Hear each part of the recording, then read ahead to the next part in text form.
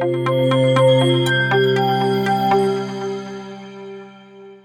teman-teman sekalian, yang akan kita bahas pada hari ini yaitu adalah PP nomor 35 yang dalam pandangan kita ya ada sedikit pengantar di kita mengenai PP ini. Paling tidak itu ada 4 klaster ya, ada 4 yang dibahas, ada 4 hal yang dibahas. Yang pertama yaitu PKWT, kemudian alih daya, waktu kerja dan waktu istirahat, serta pemutusan hubungan kerja. Yang kedua yaitu tentang PP tentang pengupahan. Yang ketiga yaitu PP tentang penyelenggaraan program jaminan kehilangan pekerjaan. Dan yang keempat yaitu PP tentang penggunaan tenaga kerja asing. Jadi PP 35 itu mencakup 4 hal tadi. Ya, nanti kita akan berdialog dengan para hadirin sekalian, teman-teman semuanya, yang pada hari ini kita akan hadirkan 2 narasumber yang cukup kompeten ya. Kalau dari sisi perusahaan kita akan dengan Ibu Puput ya. Mungkin bagaimana sih sebenarnya dari sisi company melihat aturan atau regulasi yang baru ini. Kemudian dari sisi hukum nih. Kemudian biasanya tuh para HR pengen ada seperti apa sih gitu ya, ada solusi nggak sih buat kita, misalkan ini serikat yang biasanya cukup vokal ya di perusahaan untuk menolak PP ini, nanti solusinya seperti apa. Nah itu nanti mungkin yang bisa kita gali bersama dengan Bapak Solahuddin Gofar ya. Beliau adalah lawyer atau ahli hukum perburuhan yang cukup populer di dunia dan akhirat ya Pak ya. Saya kalau ngomong Cikarang kayaknya kok Cikarang gitu ya, karena udah di Jakarta dan segala macam. Jadi seperti itulah kira-kira popularitas beliau ya. Oke, baik, mungkin untuk memancing diskusi kita hari ini mungkin dari Ibu Puput ya, dari sisi perusahaan sebenarnya respon terkait PP ini sejauh apa tuh Bu? Ya. Terima kasih Pak. Saya dari kawasan industri Jababeka. Lebih tepatnya di pengelola kawasan, tapi saya juga praktisi di Jababeka Group. Sebenarnya ini dengan PP 35 cukup seksi ya buat kita untuk dibahas dan sama-sama belajar, gitu ya. Karena dari sisi perusahaan mungkin saat ini dengan situasi COVID ini cukup membingungkan kita nih sebagai praktisi. Di satu sisi kita belum sembuh nih dari COVID, kemudian di satu sisi yang lain memang kita wajib untuk membantu pemerintah untuk meningkatkan kompetensi dan juga daya saing untuk pekerja, begitu ya. Tapi di satu sisi memang kita sedikit galau, gitu ya, karena bagaimana kita bisa mengimplementasikan PP 35 ini dengan sangat baik sehingga tidak menimbulkan keberatan baik dari sisi pekerja maupun baik dari sisi stakeholder maupun perusahaan, di mana untuk kami sebagai pengelola kawasan ini sangat kita jaga supaya investasi di area kita bisa berjalan dengan baik, seperti itu. Dan saya yakin mungkin teman-teman yang ada di sini sudah membaca ya PP 35-nya, dan saya yakin nih kalau dilihat dari wajah-wajahnya nih pasti banyak sekali yang galau sama seperti saya, pengen nanya nih langsung ke pakar-pakarnya gitu ya. Nah, kira-kira seperti itu. Ya, kalau dari Jababeka sendiri dari internal ada ini nggak Bu? Apa namanya? Ada semacam gejolak atau apa? Biasa-biasa aja sih gitu. Sejauh ini. Ya, kalau untuk Jababeka secara internal memang kita tidak ada gejolak yang berlebihan. Tetapi memang di satu sisi sesuatu yang sudah kita set up di tahun lalu, budgeting, kemudian planning dan lain sebagainya, dengan undang-undang ini otomatis pasti kita akan merubah setup tersebut untuk bisa kita implementasikan di sepanjang tahun 2021 ini. Tapi kami secara internal memang melihat itu sesuatu yang, karena kita masuk di era VUCA ya, segala sesuatunya bisa berubah, sehingga ya mau nggak mau ya kita memang harus siap dengan situasi yang berubah-ubah tersebut. Kalau dari kawasan industri mungkin agak berbeda dengan teman-teman manufaktur ya. Jadi terkait dengan jenis pekerjaan dan yang lain sebagainya ya. Kalau sejauh ini masih pakai yang undang-undang yang lama atau bagaimana Bu ya sekarang? Kami masih menggunakan Undang-Undang 13, tetapi ketika kita sudah menerima PP 35 mau nggak mau harus diberlakukan, ya kita tunduk pada aturan dan kita berusaha untuk bisa memenuhi aturan tersebut diimplementasikan di perusahaan kami, maupun kami juga mengajak tenan untuk sama-sama berdiskusi mencari solusinya baiknya seperti apa. Seperti itu. Menarik sekali dari pandangan dari perusahaan, dari Bu Puput ya, tadi mewakili mungkin dari curahan hati kita, artinya mungkin ya mau nggak mau kita ikutlah aturan ini, kan kira-kira seperti itu. Sekarang dari sisi hukum nih, nah kita ke Pak Salahuddin Gofar, kira-kira PP ini kedepannya seperti apa Pak perusahaan itu? Silakan, monggo. Depan ya. Bismillahirrahmanirrahim. Assalamualaikum warahmatullahi wabarakatuh. Apa kabar teman-teman semuanya? Halo ibu-ibu, kalau kita bahas ini dengan serius, fokus, manfaat kalau pulang buat di tempat kerja ya. Oke, pertanyaannya bagaimana ke depan? Ya karena memang kita harus bicara ke depan. Saya mulai dulu dari mana ya membahas ini. Pertama, mari kita dudukan dulu perspektif cara pandang kita nih Mbak Puput ya dan teman-teman semua tentang hierarki dalam ketentuan hukum kita berkaitan dengan ketenagakerjaan ini. Jadi kalau teman-teman masih ingat, kalau saya bicara 2257, teman-teman masih ingat nggak? Apa itu 2257? Undang-Undang Nomor 2 Tahun 57. Itu tentang ketenagakerjaan juga. Nah, di sana pasti melekat dengan apa itu mekanismenya kalau ada masalah berkaitan dengan PP 35 ini adalah masih masuk ke ranah dulu P4D, P4P gitu ya.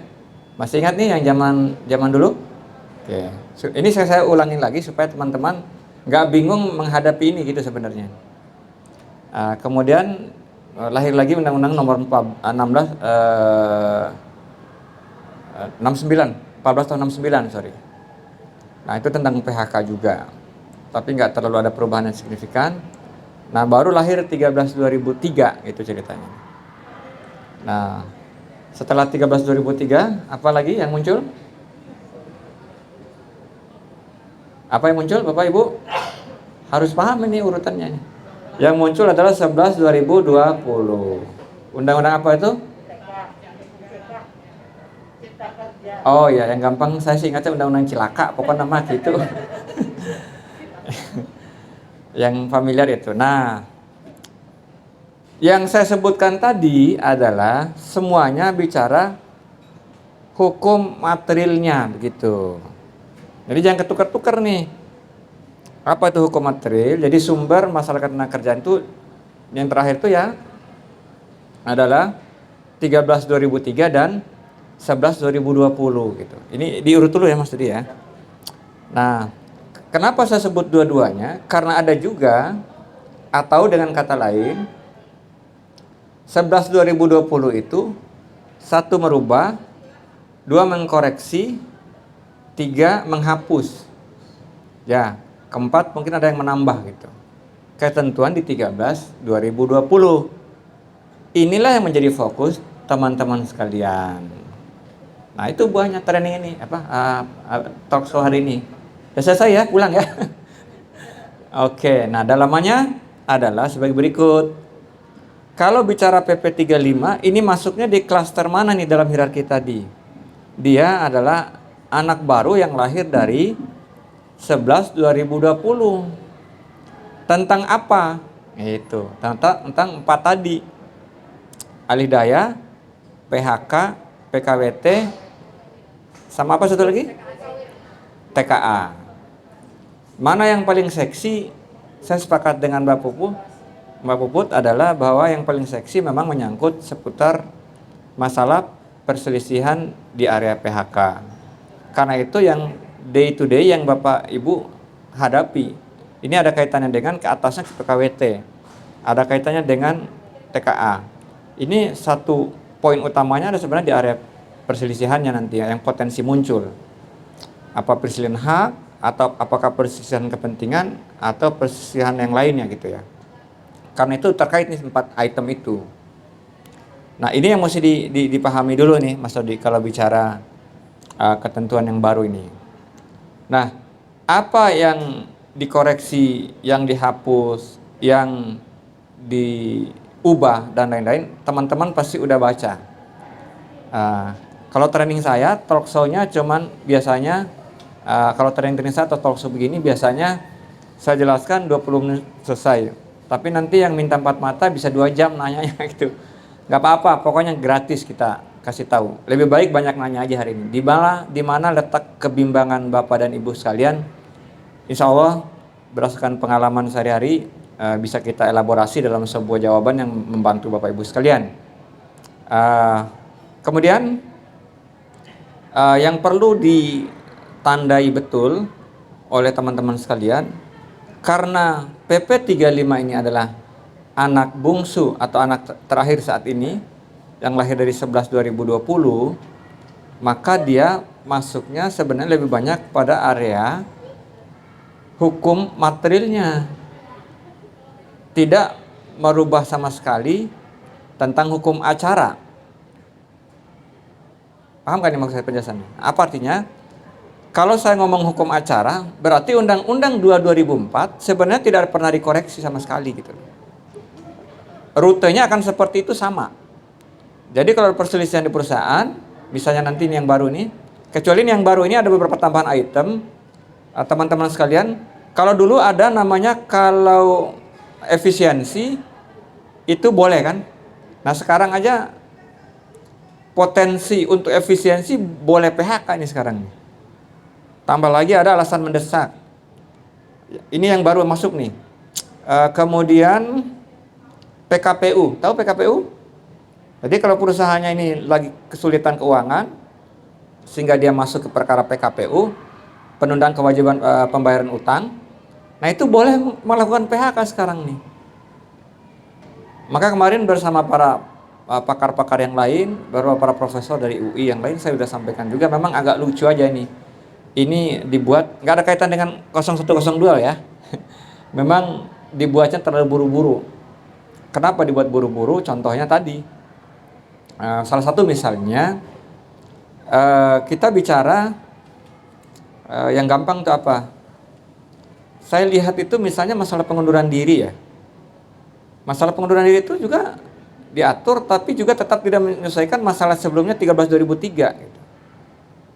Nah, yang saya ironiskan secara konsep yang saya mau bicara adalah, memang sekarang ini kajian ilmiahnya ya, keilmuannya adalah PHK itu dipermudah,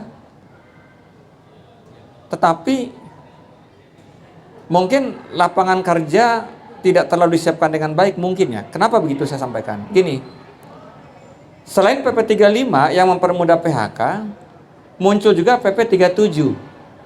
PP 37 itu apa Bapak Ibu sekalian? Jaminan kehilangan pekerjaan. Saya mau tanya ke Bapak Ibu sekalian, jaminan terbaik untuk orang tidak kehilangan kerjaan apa kira-kira? Coba yang bisa ngacung. Kalau dapat voucher nih saya bagi nih. Ya Bu? Ya? Iya, itu dia jawabannya. Jadi sekarang dengan PP 37, orang tuh seolah-olah ingin mengatakan begini dengan aturan yang ada sekarang nih. Ya udahlah, kalaupun toh yang kaya tetap kaya, yang miskin ke miskin, kalau kamu nggak ada kerjaan, saya kasih santunan. Benar nggak begitu? Ini bukan perkara sepele, ini menyangkut amanah konstitusi. Kepanjangan nanti saya ngomong, mungkin di trigger lagi yang lain ya. Nah, berkaitan dengan ini, apa yang ingin saya sampaikan kepada teman-teman sekalian, kita diskusi nanti. Dengan situasi yang seperti ini, saya dulu kalau dinasihatin bos saya waktu masih di pabrik, dikatakan begini, kalau Anda hari ini jadi manajer, besok bisa jadi office boy. Kalau Anda hari ini ada kerjaan, besok akan kehilangan kerjaan. Jadi benar-benar situasinya ini memang tidak bisa kita prediksi, karena karakter hukum yang tercipta sekarang itu lebih cenderung pada akhirnya tidak merepresentasikan amanah konstitusi dalam ranah dalam istilah konstitusi kita, pencarian sumber penghidupan yang layak. konteksnya dengan PP yang 37. Sorry nih saya beda sendiri melihat ini Mbak Puput. Jadi itu yang bisa saya kritisi. Nah, sekarang kita masuk ke area teknis ya. Jadi teman-teman sekalian, kalau bicara PP 35, yang berubah itu tidak jauh dari yang tadi saja. Ada yang baru, ada klaster baru alasan PHK, begitu gampang. Apa tadi yang pertama? PKPU. PKP itu adalah kalau perusahaan kesulitan keuangan, kemudian mengajukan penundaan pembayaran utang kepada pihak ketiga, itu boleh itu dia. Nah, teknisnya yang tidak dijabarkan seperti apa hukum acaranya, ini juga nanti problem konflik nih. Apakah cukup mendaftarkan pemberitahuan PKPU atau sudah melalui putusan PKPU? Nah, ini kan panjang nih. Nah, bagaimana kalau PHK ini menunggu putusan PKPU? Apakah upah pekerja masih tetap dibayar dan seterusnya? Ini kan masih banyak masalah yang mesti kita buka nih. Kemudian ada lagi yang baru, sekarang ditegaskan secara pasti alasan klaster baru yang masuk adalah force majeure.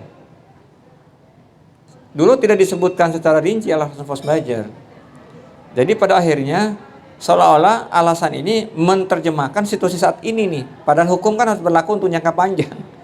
Jangan sampai nanti salah orang menafsirkan sendiri-sendiri, sehingga pada akhirnya sebenarnya memicu konflik terus-menerus. Karena nggak di breakdown ini sebenarnya tentang force majeure dan potensi kerugian dan lain-lain tadi. Apalagi tuh, kalau di PHK karena ditahan yang berwajib, itu teman-teman perhatikan lagi tuh. Selama ini saya di berbagai tempat sebagai narasumber, teman-teman suka keliru.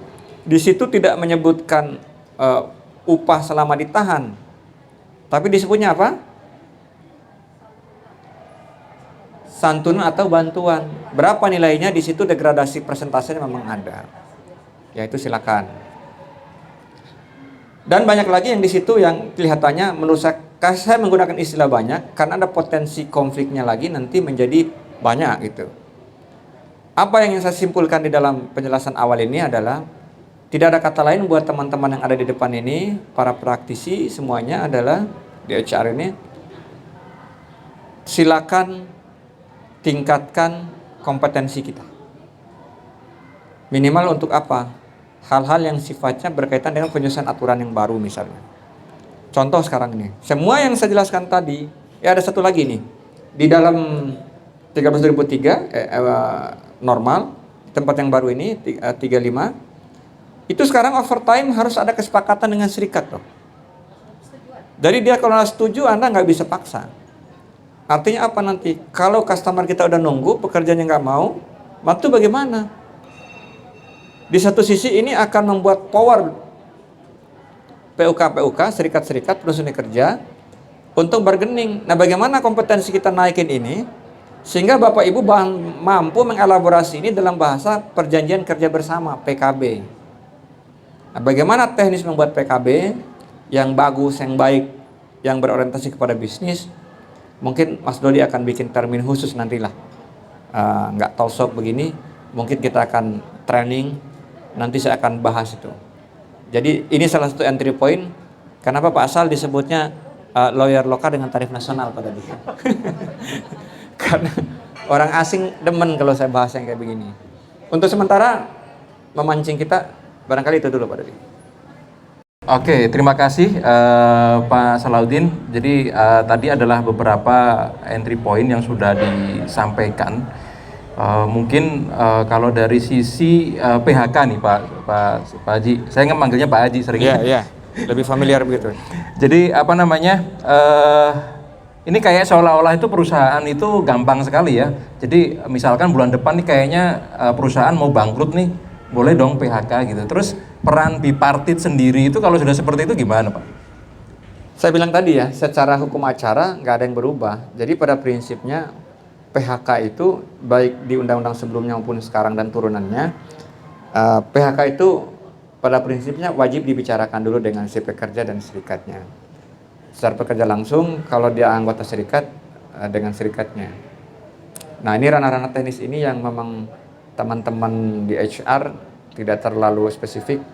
Ya kapan-kapan kita bahas. Yang saya ingin sampaikan adalah ketika ada niat itu tetap pembicaraan bipartit ada Mas.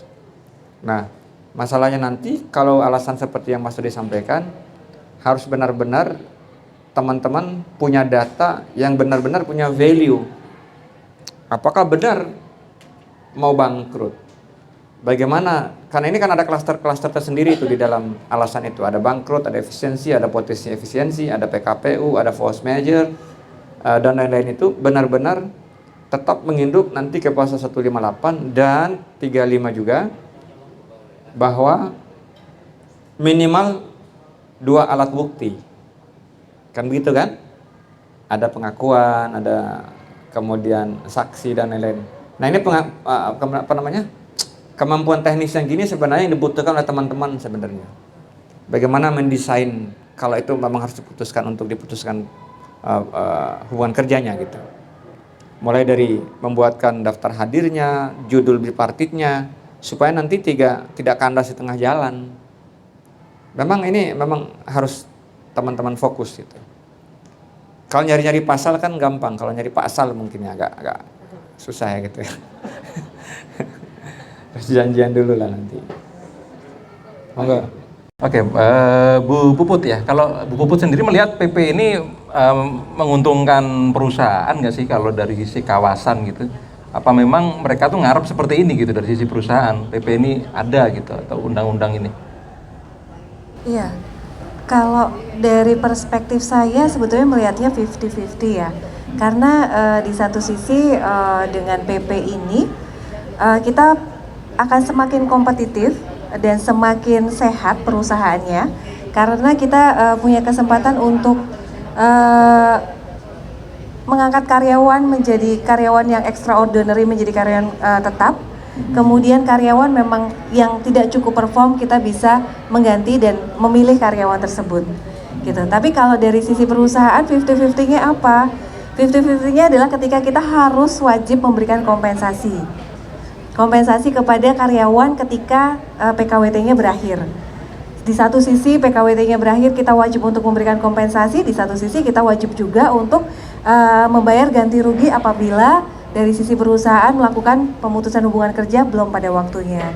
Tapi kalau dari sisi manajemen saya melihatnya dengan situasi yang seperti itu kita akan mendapatkan karyawan atau mendapatkan pekerja yang jauh lebih baik karena mereka sisi kompetitifnya akan semakin tinggi. Perusahaan satu dengan perusahaan yang lain pun sisi kompetitifnya akan semakin tinggi juga.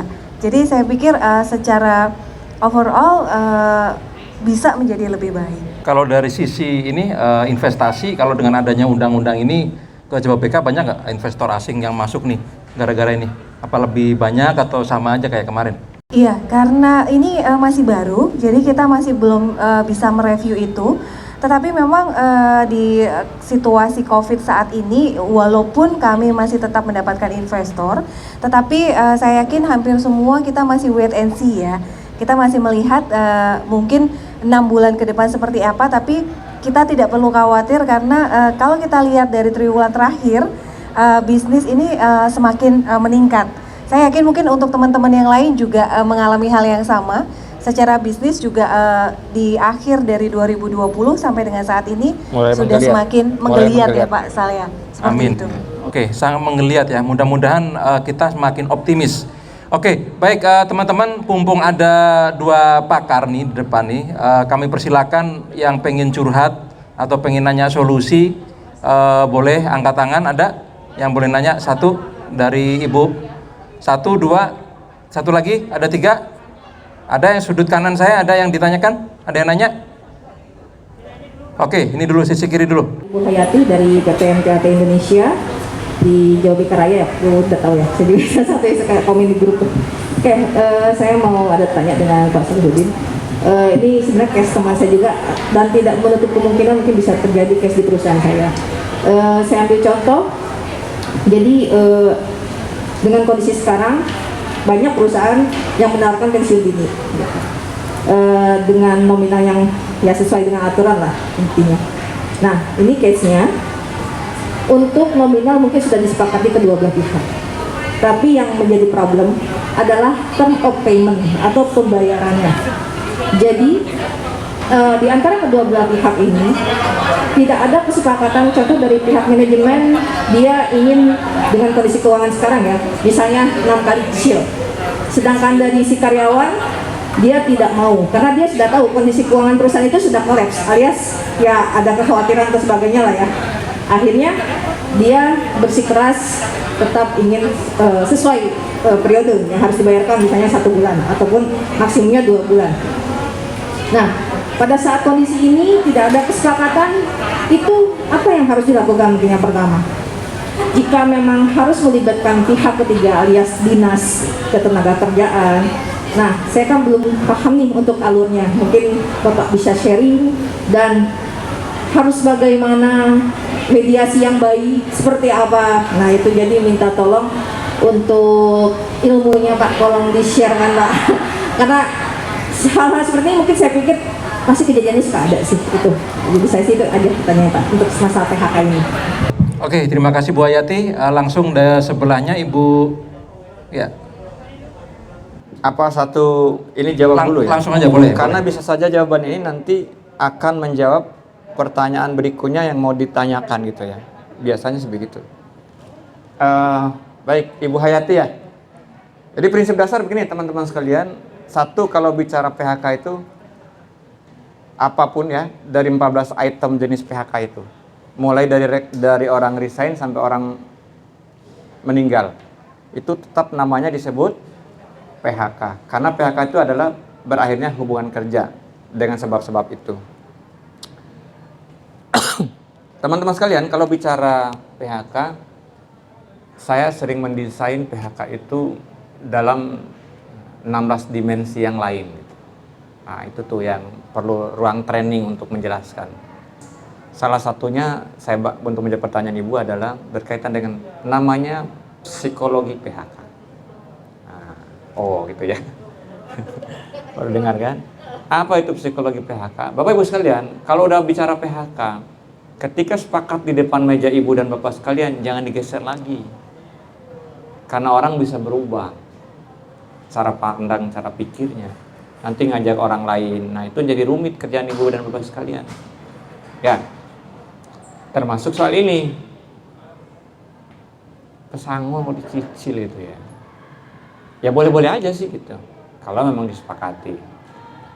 Tapi cara cerdasnya menurut saya Bu, apakah tidak bisa di-create alasan yang lain yang memungkinkan alasannya nggak pensiun dini gitu misalnya. Ya mungkin pernikahan dini lah gitu. Misal gitu ya. Kuyonnya gitu-gitu ya. Atau didesain konsep yang diamanahkan oleh pasal 7 Undang-Undang 2/2004 tentang berakhirnya sebuah hubungan kerja. Sehingga orang sama-sama happy. Mungkin yang Ibu tunda itu sebenarnya bukan kewajiban atas pesangonnya. Anggap saja itu sebenarnya upah yang akan terus mengalir kan. Karena kalau itu diperselisihkan, Ibu akan tetap bayar juga misalnya. Nah, hakikatnya Ibu kan sebenarnya menarik maju aja itu. Nah, lagi-lagi ini adalah bicara keahlian mendesain PB-nya itu. Sehingga jangan dimunculkan, ini nggak punya perusahaan, ini kita mau cicil. Nah, kalau gitu kan udah bicara, belum salaman, udah bicara utang piutang kan gitu ya. Nah, ini butuh keahlian memang. Yang saya juga masukkan di dalam disertasi doktor saya itu adalah salah satu problem di PHI itu terkait dengan PB event yang udah ditandatangan pun adalah kemampuan para pihak membuat kesepakatan itu.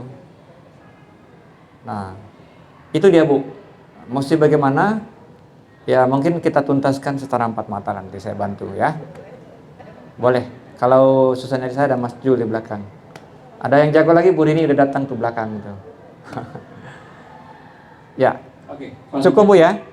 Atau masih kurang? Boleh, kayaknya lebih seru Pak materinya. Oh ya udah boleh.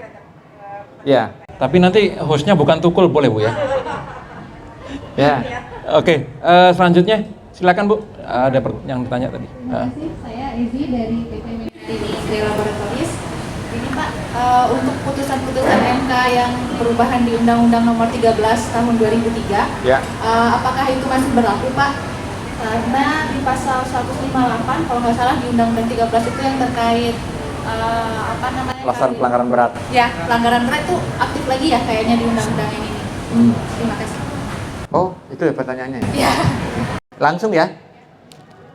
Oke teman-teman, untung udah lahir peraturan yang ini. Jadi dari dulu ini orang salah pengertian terus nih. Kalau putusan MK itu bunyinya gimana? Menyatakan apa tuh? Pasal 158 itu yang benar yang mana?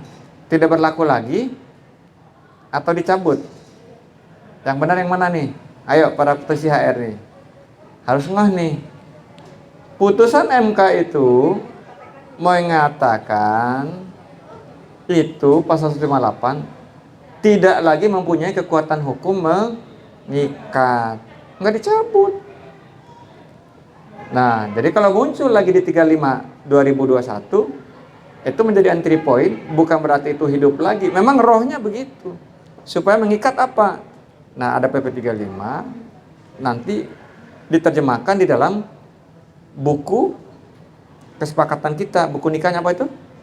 Perjanjian kerja bersama. Gitu tuh urutannya, Bu. Jadi nggak usah pikirkan hidup dan matinya selama kita sepakati dengan teman-teman serikat, jalan, Bu. Gitu. Karena itu menjadi hukum yang mengikat bagi para pihak kan, secara asas. Gitu. Nggak ada putusan MK pun, nggak ada ini pun, 35 pun jalan, Bu. Gitu. Jadi selama ini salah orang mempersepsikan itu kan udah ya putusan MK itu tidak mencabut kok, tidak menyatakan batal kan, tidak mengikat lagi.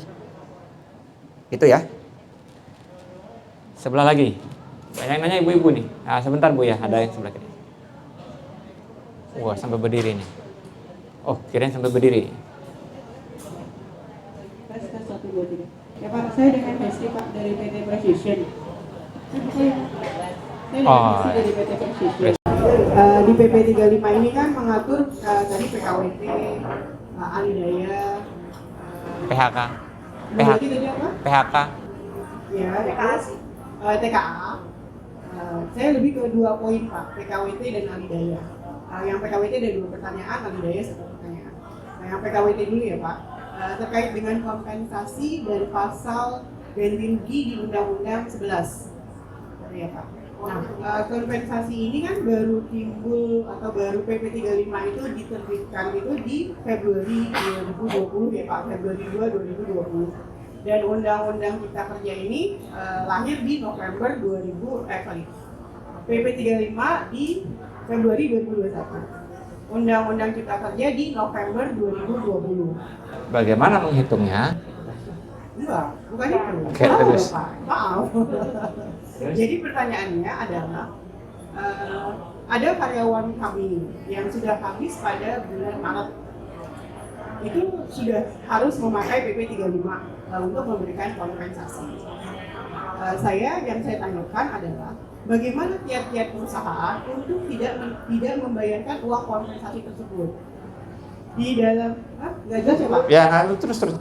Di dalam PP 35 itu kan ada syarat yang hilang ketika kompensasi tidak dibayarkan. 1, karyawannya itu meninggal dunia, berarti hilang, kompensasi tidak bayar. Terus yang kedua, dia dalam kaitan pengadilan ya, belum putus pengadilan kalau memang ada perselisihan di dalamnya. Untuk TKA, dan ketiga persetujuan atau bahasanya saya lupa nih Pak bahasa hukumnya. Intinya persetujuan di antara kedua belah pihak atau ada aturan yang mengatur tentang aturan-aturan tertentu gitu ya di perjanjian kerja tersebut. Nah, di poin 3 ini itu penjelasannya seperti apa? Gitu. Jadi kedepannya karyawan kontrak itu tidak mendapatkan lagi kompensasi dengan gugurnya sebuah dokumen yang mengabsakan kesepakatan tersebut. Gitu Pak. Apa tiap yang salah ya Pak? Saya nangkep banget, cuma lagi lihat ibu aja lagi semangat. Gitu ya. Ya memang auranya itu selalu mantap. Ya. Udah Bu? Udah? Ini mau dijawab dulu, tapi penjaganya aja gitu ya? Ya, saya jawab dulu ya. Iya. Berarti masih ada 2 pertanyaan beliau soalnya, biar nggak ketutup. Saya rasanya tadi udah senggol Bu ya. Ini maaf teman-teman sekalian, saya sudah senggol tadi tentang bagaimana kita melevel up kita punya kompetensi. Di mana-mana saya nyemangati teman-teman HR dengan 3 ikon yel apa itu yang saya sebut dengan kompak, berani, dan profesional. Ini dengerin baik-baik ya. Dalam konteks profesional ini sebenarnya pertanyaan Ibu sudah tidak perlu saya jawab sebenarnya. Kenapa begitu? Orang-orang profesional tidak akan pernah menghilangkan hak orang, kalau itu kita harus kita bayar. Itu maksud saya. Jadi kalau mau langgeng, kalau mau naik grade kita ini di praktisi apapun, sorry Bu ya, sampai saya teman-teman sekalian ya, saya juga orang HR, tapi orang yang sering berantem dengan manajemen. Tapi saya boleh sombong hari ini, saya nangani perusahaan-perusahaan asing dibayar mahal gitu. Kenapa? Tadi profesional dan keadilan itu harus Anda tegakkan di atas porsinya gitu maksud saya.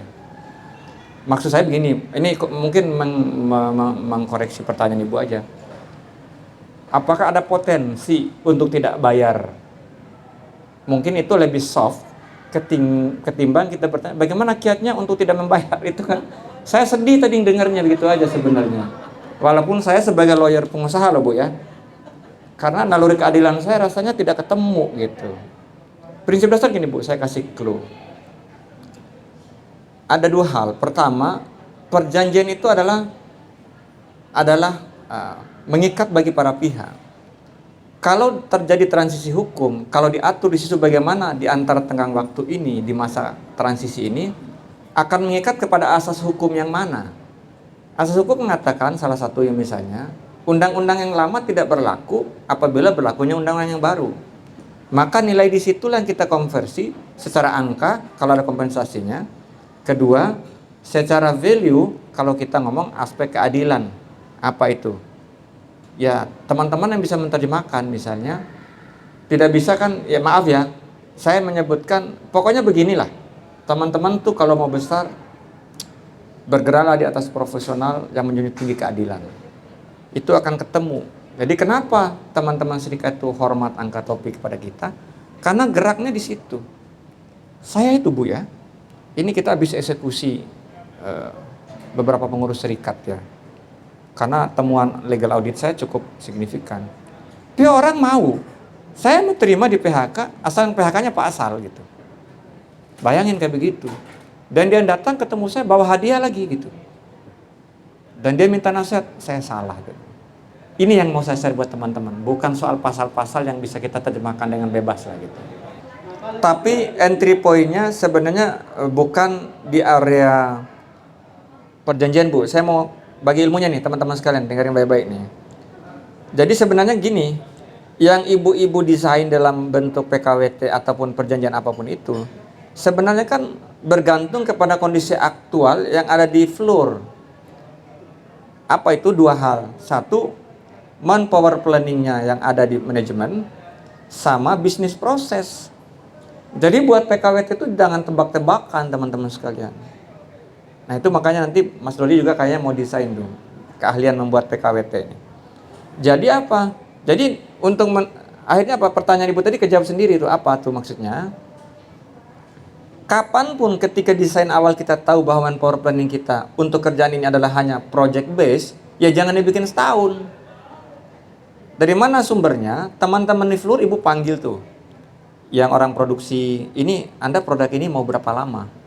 Anda prediksi berapa quantity. Dengan demikian kita bisa mendefinisikan waktu tertentu dan jumlah tertentu. Nah, sekarang udah terjadi gimana nih? Gini Bu Haji caranya. Bikin addendum. Nah, addendumnya bagaimana sumbernya? Berdasarkan analisis di bisnis proses yang dibuat oleh teman di manufacturer. Sehingga ini menjadi klausul penting. Makanya kalau desain saya di dalam PKWT, jangan langsung yang bertantang di bawah ini, nama ini, jabatan ini, pihak pertama, ini disebut selanjutnya disebut pihak kedua. Ketentuan pasal 1, jangan begitu bikinnya. Ini ilmu nih ya. Sebelumnya kedua belah pihak menjelaskan terlebih dahulu hal-hal sebagai berikut. Nah itu tuh rahasianya. Kalau mau Pak Asal ya. 1, bahwa pihak pertama atau pekerja sepakat bahwa hubungan ini didasarkan pada waktu tertentu dengan jumlah volume tertentu berdasarkan keadaan ini. Paraf. Nanti tapi kita udah punya bahwa bahwa pihak pertama bersedia dan menerima, tidak mempersoalkan hubungan kerja ini akan berakhir dengan sendirinya sesuai dengan waktu yang diperjanjikan. Jadi depan ini dibikin dulu preambulnya supaya orang tahu tuh cerita. di balik ini. Itu ya. Untuk lebih lengkap nanti, ini kantor saya berhadapan nih, mana yang punya hotel nih? Kantor saya di belakang soalnya. Jadi di belakang kalau pada mampir ada tim saya juga, Pak Jul, Pak Rukmanto, dan orang-orang expert bidang ini insya Allah. Ada yang lagi ketiga Bu tadi? Kayaknya 3 beliau tadi. Oleh Daya. Kalau Alidaya itu kewajiban untuk membayar kompensasi itu jatuh kepada perusahaan Alidaya Iya. atau ke perusahaan penerima jasa. Pemerintah Alidaya Bu. Di pasal 42 apa 92 itu saya lupa. Kalau jatuh pada Alidaya, 40. Oh. kalau jatuh kepada Alidaya, tentu perusahaan Alidaya kan ada manajemen fee yang akan dicas ke perusahaan. Sure. Alidaya. Ya, ya. Nah, tentu kan akan naik dan segala macam. Ya. Nah, tadi pertanyaannya sama sih pertanyaan yang pada nomor 1. Ya. Ada nggak kiat-kiat atau solusi Oke. untuk Nah, supaya si karyawan Alidaya ini tidak menuntut ke perusahaan Alidaya maupun penerima jasanya? salah satu kiat yang paling penting, MOU induknya Ibu harus benar-benar clear dengan mereka. Kedua, Ibu bantu lihat MOU antara dia dengan si pekerjanya. Kan Ibu nanti ada IR audit atau legal audit bab Ibu tuh. Benar nggak dia bikin tuh? Jangan-jangan formalitas tapi tanggung jawab dilemparin ke Ibu. Ya, dilihatin tuh MOU dia dengan sana. Itu yang paling ampuh Bu, karena itu menyangkut area potensi perselisihan kan Bu ya. Itu Bu ya. Yes, nanti kalau kurang kita bisa. Ya, oke. Terima kasih. Masih ada satu lagi ya? Aduh, ada 2 ini. Kita maghrib jam berapa sih Pak Haji? Oh, jam 6 lewat ya. Masih ada 6 menit lagi. Boleh, kayaknya yang satu belakang.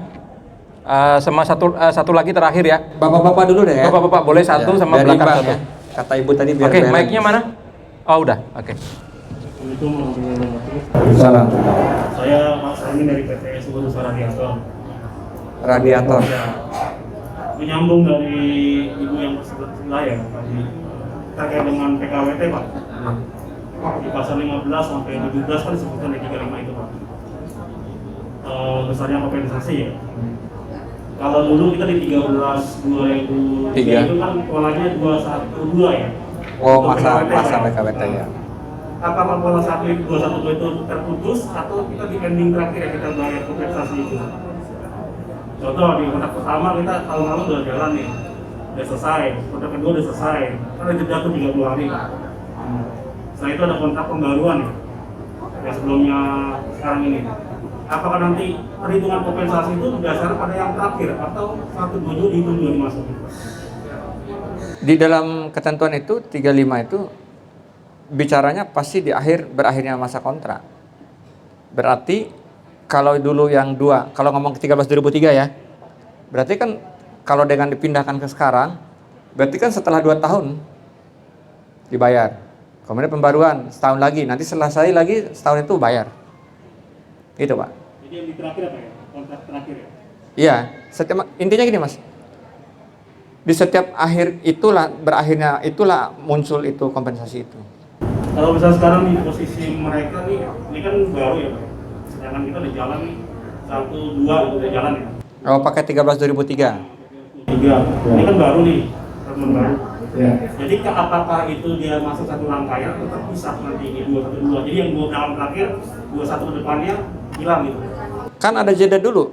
Iya jeda kan, jeda 3 hari. Berarti kan yang dihitung kan yang terakhir. Yang terakhir saja. Iya. Kalau udah selesai yang lama itu. Insyaallah ya. Oke, Ibu. yang Ibu yang paling kanan. Ya.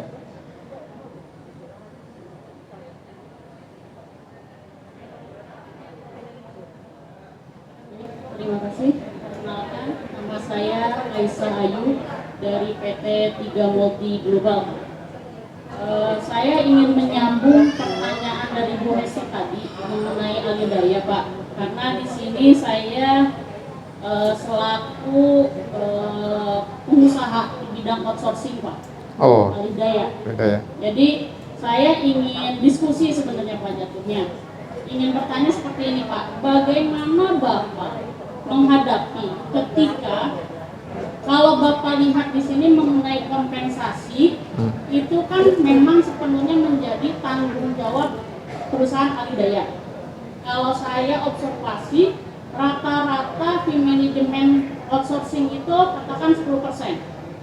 Tapi kalau misalnya saya hitung, kompensasi itu minimalnya adalah kalau setelah 1 tahun gaji, 1 tahun masa kerja, minimalnya adalah 1 bulan 8%-nya.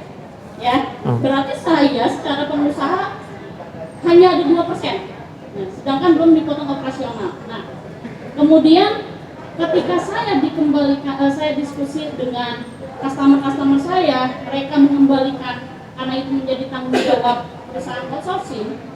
Saya melihat di Undang-Undang Cipta Kerja ini tidak diatur mengenai prosedur penangguhan. Ya betul, nggak ada. Ya, Pak? Betul. Tidak ada. Itu saya sampai sekarang belum mendapat pencerahan. Gitu loh, Pak. Jadi bagaimana cara menghadapi hal tersebut? Ya. Seperti itu, Pak. Oke. Ada satu lagi sih sebenarnya, Pak, tapi saya mau dijawab itu dulu. Nggak apa-apa. Ini saya mencoba menerjemahkan suaranya dari aspek psikologis. Satu sedang curhat, kedua minta solusi. Yes katanya. Iya, emang pasal dalam interview orang jadinya. Saya langsung kasih tipsnya aja Bu. Ini buat teman-teman HR juga. Prinsipnya gini, teman-teman alih daya itu juga kasihan. Kalau memang minta manajemen fee ya minta, tapi jangan minta bagian juga pejabat HRD-nya, kasihan mereka itu. Sorry nih ya, sorry. Karena itu orang-orang yang kita PHK juga.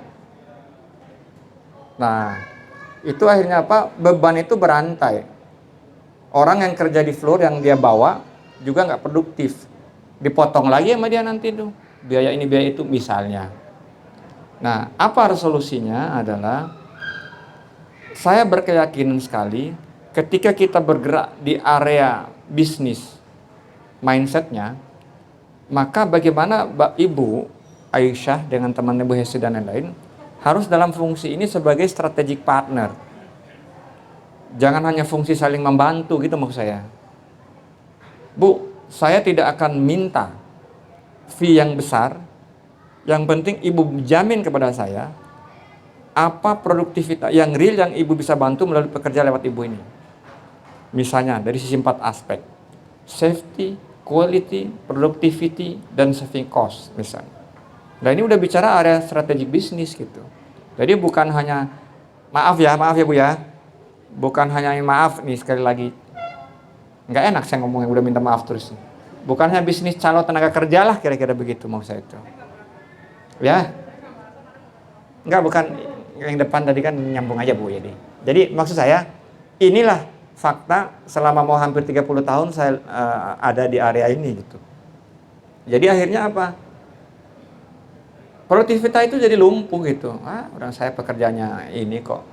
Akhirnya yang pusing beliau tuh dikit-dikit uang kan nggak boleh begitu tuh teman-teman di floor juga kan harus mikirin bagaimana mendesain PKWT yang bagus, bisnis yang benar di situ tuh ada kadang apa itu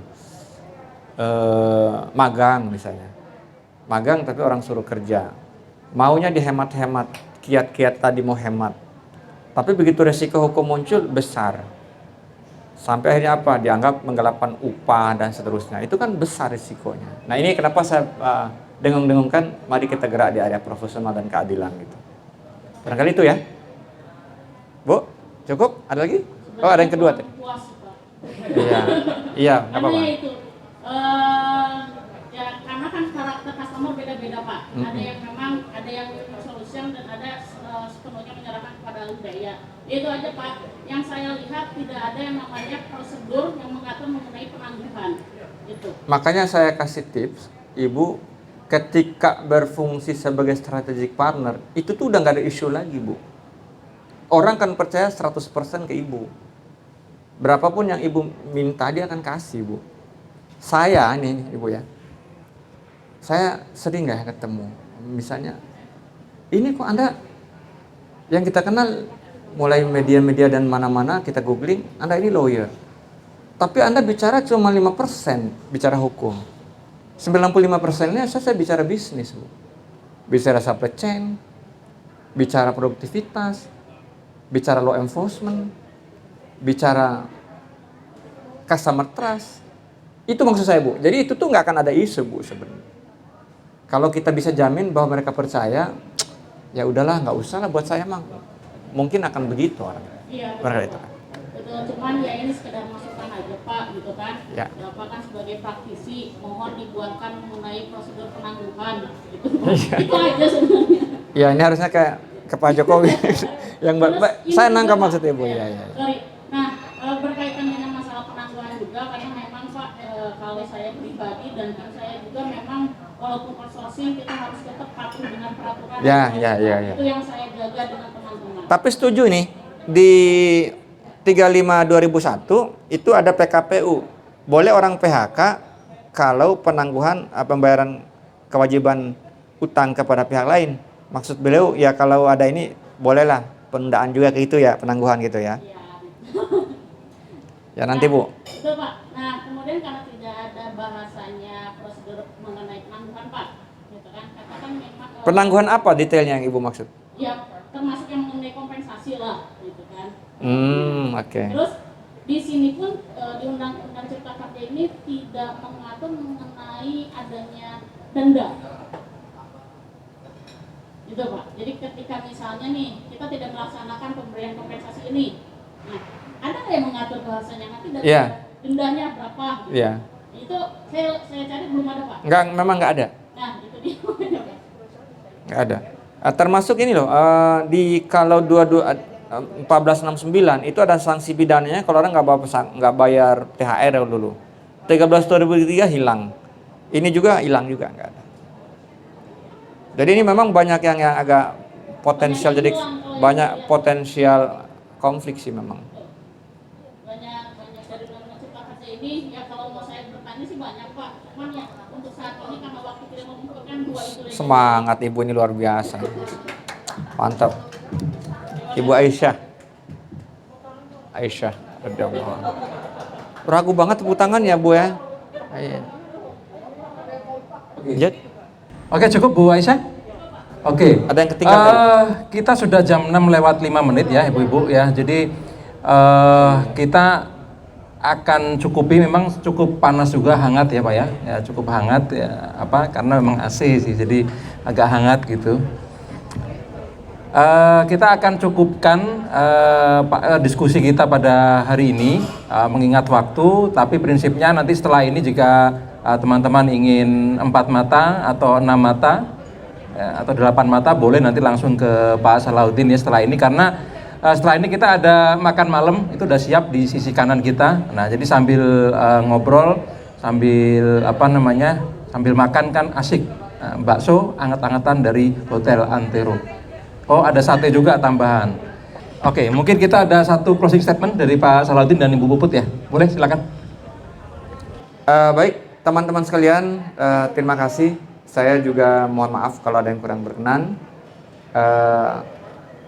Yang ingin saya ingatkan, ketika teman-teman bergerak di area profesionalisme dan keadilan, itu lebih menguatkan kita menghadapi kondisi sesulit apapun. Itu poin daripada closing statement saya. Nah, untuk mendorong itu, maka kompetensi kita mesti kita dorong, minimal know-how kita di bidang khusus di area hukum lah gitu. Walaupun nggak harus kuliah hukum maksud saya, berkaitan dengan isu-isu hukum ketenagakerjaan kira-kira begitu. Kalau ada yang kurang berkenan, saya mohon maaf. Yang mau nanti tambah konsultasi, silakan gratis, nomor saya di share aja Mas Dodi. Terima kasih. Assalamualaikum warahmatullahi wabarakatuh. Iya, dari saya yakin bahwa Undang-Undang Cipta Kerja ini dibuat sudah melewati banyak sekali kajian, sudah melewati banyak sekali pembahasan baik dari sisi pekerja maupun dari sisi pengusaha maupun dari sisi pemerintah. Dan saya yakin sekali bahwa kedepannya ketika kita menerapkan ini dengan baik dan kita menemukan solusi-solusi atas permasalahan bagaimana kita mengimplementasikan ini, saya yakin sekali bahwa iklim investasi dan ekonomi dan inovasi di negara kita akan menjadi jauh lebih baik. Itu saja, Mas Dodi. Oke, terima kasih kepada Pak Salahuddin dan Ibu Puput yang sudah hadir.